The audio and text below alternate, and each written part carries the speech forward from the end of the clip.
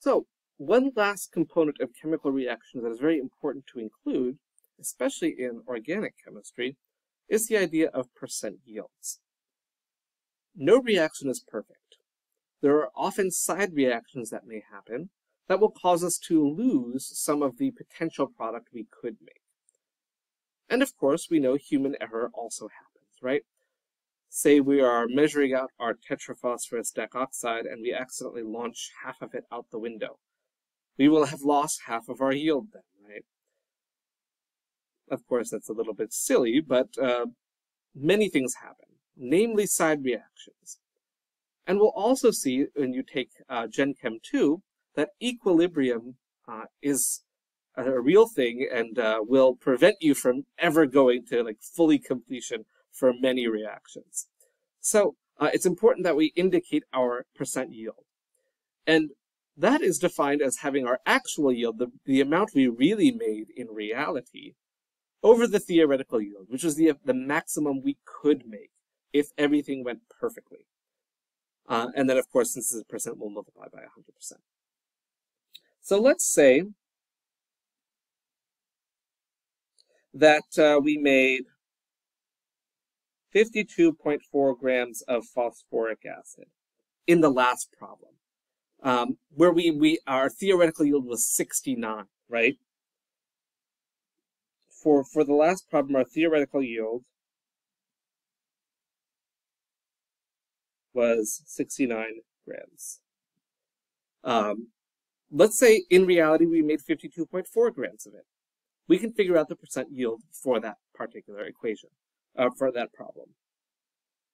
So we would plug it in. Our percent yield would be, as long as you have the same units, it doesn't matter, you can use moles instead of grams, that would work. As long as you have the same units, that's what matters. So 52.4 grams over 69 grams times 100% equals 52.4, divided by 69, it's a percentage, so 75.9% we'll say with our sig figs. So this reaction was about 75% efficient, 76% efficient. So we've lost about a quarter of our product to side reactions, or simply not reacting fully, or whatever may have happened. We spilled some of it. So we ended up with less than normal. This is very common. Very few reactions actually proceed to 100% yield for various reasons. And experimentally, you'll often encounter yields of above 100%. Which means that your product is wet. Many reactions take place in water, especially in general chemistry.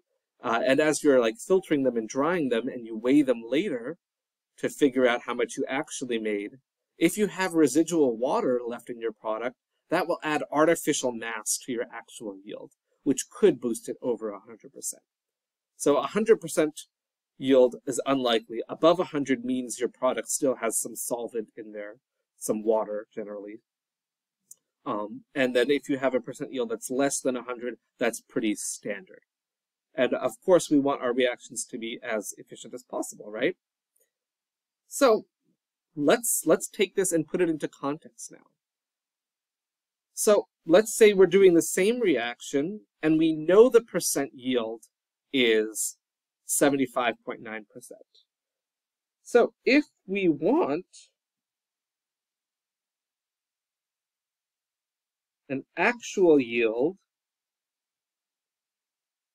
of 100 grams of H3PO4, and we know the reaction, and the theoretical yield is 75.9%, we'll say that's the same for doing it again.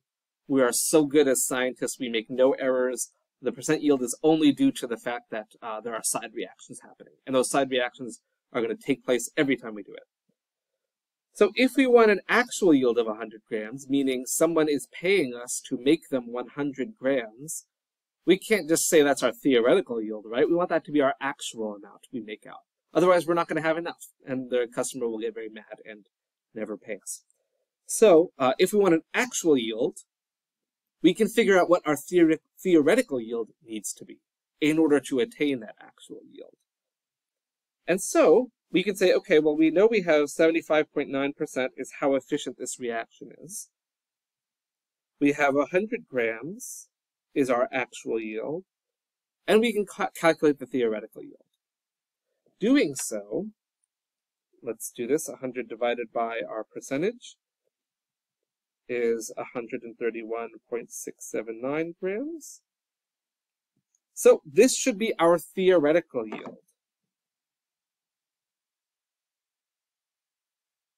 And we can now use stoichiometry to determine how much of our reactants we're going to need. And for the sake of brevity and simplicity, let's assume we have excess water, which, I mean, that's generally quite true, right? P4O10 is the expensive one. Let's base our calculations on that. How much P4O10 do we need?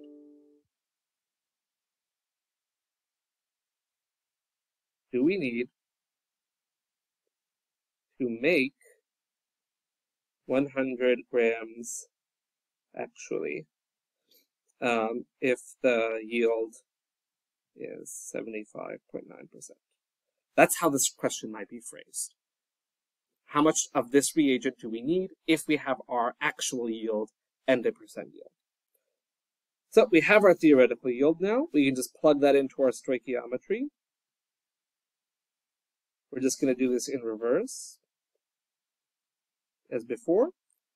We're going to use our molar mass, which I'm going to have to scroll up because I don't remember at all, 97.994.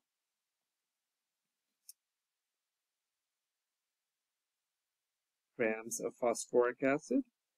We have 1 mole of phosphoric acid. Remember, molar mass is always 1 mole.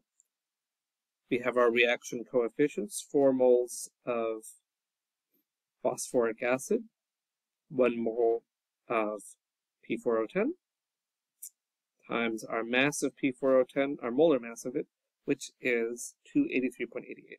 Sorry for having to keep scrolling. And I've already forgotten 283.88. Sorry, I'm going to have to scroll again. So this is what happens when I when I apologize. It is indeed 283.88. Cool. Grams over 1 mole of the P4O10. Now we can do it. 131.679, again 3 sig figs there, divide by 97.994, divide by 4, multiply by 283.88, and we will need 95.4 grams with 3 sig figs of our P4O10. That's how much we're going to need to put in if we want to guarantee that we'll make 100 grams, assuming we don't have any experimental error, like human error, going into it. So you can use the percent yield to calculate the efficiency of a reaction given an actual or theoretical yield, or more applicably, if you have an ideal actual yield, an amount you want to make, and you know the reaction yield already, you can determine how much you're going to want to use in order to get that actual yield. And that's what we did in the second half here. And so we're beginning lots of math here. It's going to continue on next chapter. We're going to introduce in the next chapter 2 more reaction types. We'll discuss a lot about them, states of reactions, meaning the states of matter associated with them. And as well, we'll talk about solution stoichiometry. So all this has been mass-based stoichiometry right now. All right, so this will conclude all of the material that will be covered on exam 1. Further videos at this point will be covered on exam